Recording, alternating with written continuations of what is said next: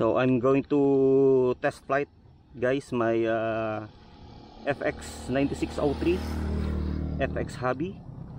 So this is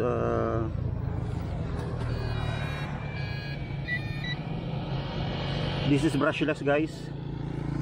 So surprisingly, I was surprised this is brushless, because I was not expecting this to be a brushless one, but I was very impressed and surprised,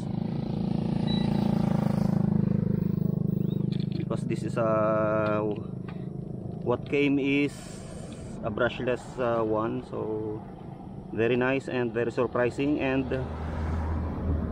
I was kind of impressed. Very impressive.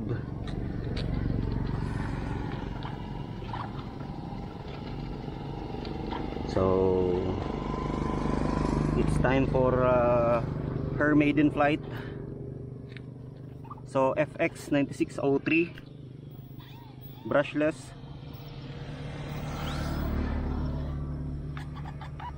Ooh, very nice. Very surprised. I was very surprised. Please look at the design. Look at the color combination and the design, guys. It's too nice, too attractive. It's very eye-catching. So I love the design. So I love the shapes. So as you can see, napakaganda niya. So cute. And brushless siya. That's the surprising feature of this little plane. Brushless siya. So again, no runway, no descent runway, so hand throw ulit. So control surfaces are fine. So 6G, I think this is only purely 6G. Okay, let's find out. FX 9603 FX Hobby, very nice, very good, very, this is a pretty and cute RC plane, 3 channel. Ooh.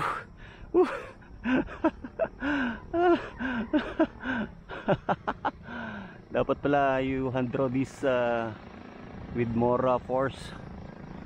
Uy, a little bit magalaw kahit naka 6G. Naka 6G yata to, default in 6G, but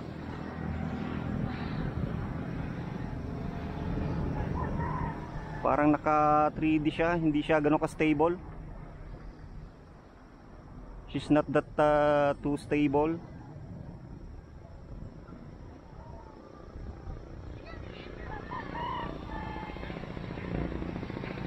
Hindi siya gano'n ka stable kahit naka 6G.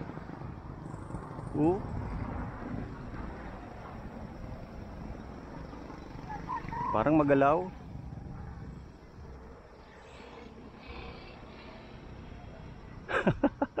Hindi siya gano'n kabilis.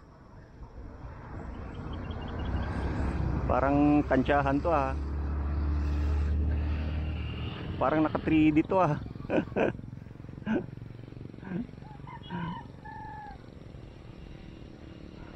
Parang naka 3D or need some trims.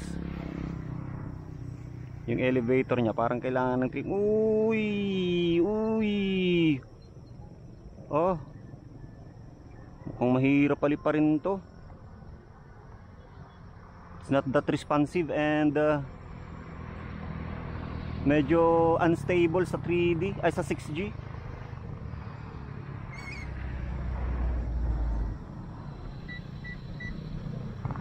Okay, highest rate, high rate. Oops, it's not that stable sa 6G,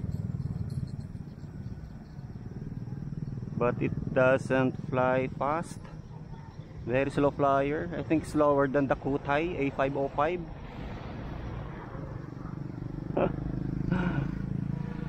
I think it can do loop.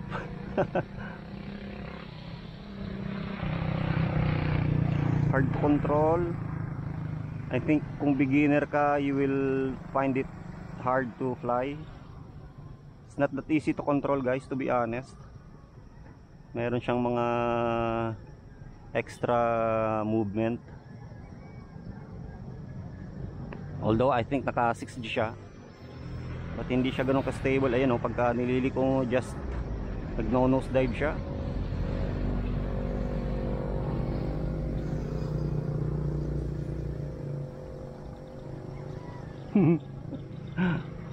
But anyway, for the price, there's nothing to complain about the price or about this plane because it's cheap. It's not that expensive and brushless. Brushless motor, 3.7 volts.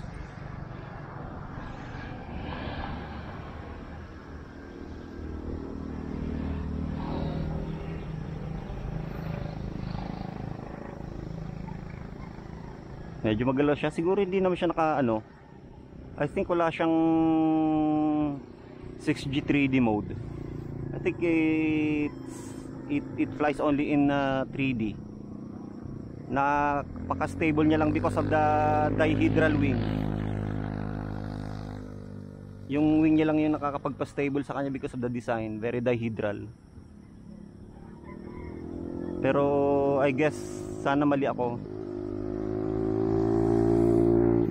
It's not 6G.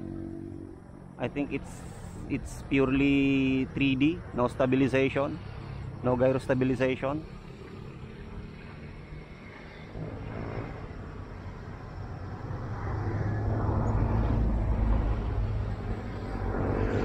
I guess purely 3D to.